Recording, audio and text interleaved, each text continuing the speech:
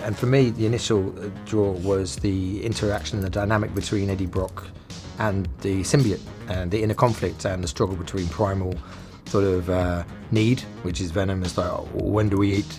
You know, the Earth is an all-you-can-eat buffet, and why can I not do as I wish whenever I want? And Eddie Brock, who has very few scruples, trying to create an ethical framework in order to negotiate the terms of this alien living inside of him. I thought this was really good fun. So my character, Dr. Dan, is in a nice, cozy little love triangle with Michelle Williams' character Anne and Eddie Brock, played by Tom Hardy.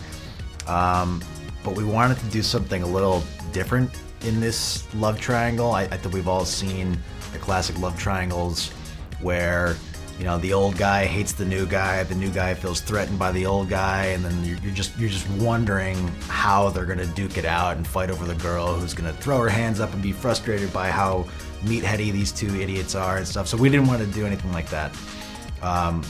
We had a lot of fun playing with that, and where we sort of landed is I talked with Ruben Fleischer, and I talked about the character from, you know, in early days of shooting. I was like, what if he just loved Eddie? What if he just thought Eddie was just cool? Yeah. And almost couldn't help himself around Eddie a little bit. And that would, in its own way, it's not a tactic, because I think it's very, you know, authentic on Dr. Dan's part, but that in and of itself would sort of put Eddie on the back foot, like, who is this, like, assuming they're gonna sort of square off, and it just doesn't happen. And in fact, you know, Dr. Dan actually, you know, has to help him out a little bit. How does Anne view Eddie and Venom? Because they're not the same at all. Right, they're not the same. They are different looking. Number one, very different looking. But I think, you know, I think it's not too hard to keep them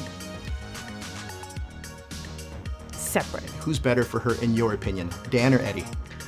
Oh, who's better for your heart and who's better for your head? I mean, that's the question. That's what all of us women are asking us. My head wants this. My heart wants this. Because they're both likable guys. They though. both are really likable guys. I mean, I think they have a little bit of a thing going on. Yeah, like a bromance, yeah, I right? feel Yeah, like they had a definitely. little bit of a something. So Their maybe there's relationship room is- for three. Yeah. Exactly, it's kind of cute. Can you chat me up about your character's relationship with Eddie Brock? Sure. I can chat you up on that. My character, Doris Girth, doesn't really have a relationship with Eddie when she first meets him. Sure. She seeks him out because she knows that he is brave and willing to do things that maybe are not above board, but that will serve the community that she feels that she is personally kind of failing. But I think that she is very intimidated by Eddie. But she knows that she has to be in touch with him. Great job on that Venom voice, man. Like it, Oh, thanks, it was man. amazing. Where did you come up with that? Like, how did that develop? Redman and Busta Rhymes and a bit of James Brown, and then that's as ingredients, and then I played with the fusion to sort of create what you hear, which sounds nothing like them, but initially that was the kind of vibe or the heartbeat that I wanted to bring to it, was a kind of bombastic, playful, like dark, witty, clever, you know, very edgy, honest. That's awesome. But with a kind of a powerful, familiar, friendly sound, which is palatable, but will, you know, drop unexpectedly like birds do. Like the truth.